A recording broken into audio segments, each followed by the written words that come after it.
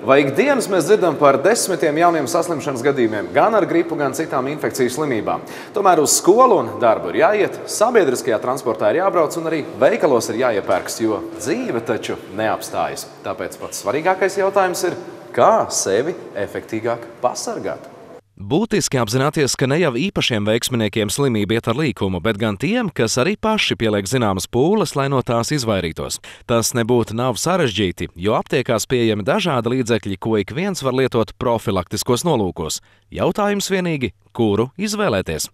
Latvijas zinātniskās ražošanas uzņēmums Sijā Medikamina, kas oficiāli dibināts 1991. gadā, taču reāli sācis darboties jau vismaz 5 gadus pirms tam, par savu mērķi izvirzījis dabisku produktu ražošanu, kas ļautu cilvēkiem rūpēties par savu veselību. Jau 80. gadu vidū Latvijas ķīmijas institūta zinātnieki doktora Imanta Kaimiņa vadībā izstrādāja receptūras produktiem, ko šobrīd ražo uzņēmums Medikamina.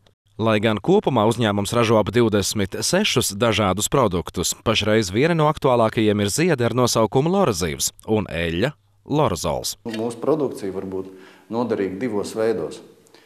Pirmais ir, lai nesaslimtu, un otrais ir pēc tam, ja jau gadījumā, ja jūs esat tiešām saslimuši, tur ir ļoti nepatīkami blakus efekti, tad, kad jums vairs nav temperatūras.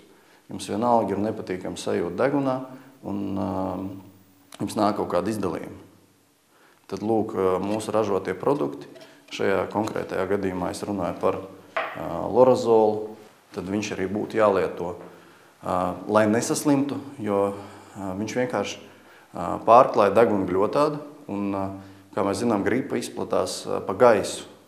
Un nonākot uz deguna gļotādu, viņš vispirms nonāk saskarā ar šo te lorazolu un neļaujot tātad inficēt šo te gļotādu. Lai radītu ziedi, uzņēmums vispirms pasūta nepieciešamās izejvielas, kuras pēc piegādes tiek ievietotas karantīnas telpā. Tur dabīgās vielas atrodas tik ilgi, kamēr ar analīžu palīdzību tiek gūta pilnīga pārliecība, ka tās ir augstas kvalitātes un visām prasībām atbilstošas. Lorazolam nepieciešamais dziednieciskais propolis tiek iepirkts Latvijā, taču ir arī tādas izejvielas, kuras pie mums nevar iegūt, piemēram, tējas koka eļļa, eikalipts, dižegles eļļa. Tās ceļo uz uzņēmumu no Austrālijas un Sibīrijas. Savukārt lorazīvu sastāvā ir arī Vidusāzijā iepirktā viela mūmija, kas pazīstama ar nosaukumu kalnu asaras. Pēc analīžu veikšanas izejvielas nonāk zāļu skapī, kas savukārt atrodas telpā ar īpaši pielāgotu gaisa temperatūru un mitrumu, lai vērtīgās vielas nesabojātos. Kad nepieciešams pagatavot kādu no preparātiem, izejvielas pārnes uz telpu, kur tās tiek attīrītas no mikrobiem un ārējā iepakojuma.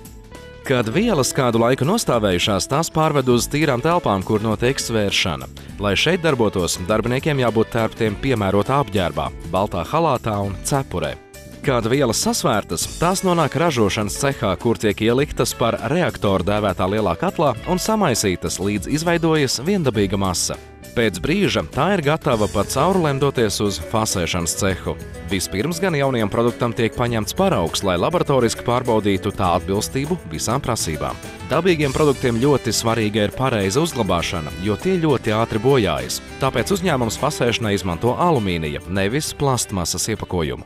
Šī ir alumīnija tūba, kura nelaiž cauri gaisu, un arī, teiksim, tā, ka mēs viņu lietojam, viņi izlaiž gaisu, un viņam parastā plasmas tūba viņa atlec atpakaļ. Tad šī paliek saglabā to formu, kādu viņi ir, un nelaiž atkal gaisu, kas kā rezultātā produkts bojājas. Kad produkts tūbās ir sapildīts, tās automātiski tiek aizvākotas un apdrukātas ar derīguma termiņu. Pēc tam atbildīgais darbinieks izlases kārtībā tulbas vēl nosver un pārbauda, vai nav izveidojies kāds brāķis. Ja tāds gadījies, tulba tiek iemesta īpaši brāķiem paredzētā kastē.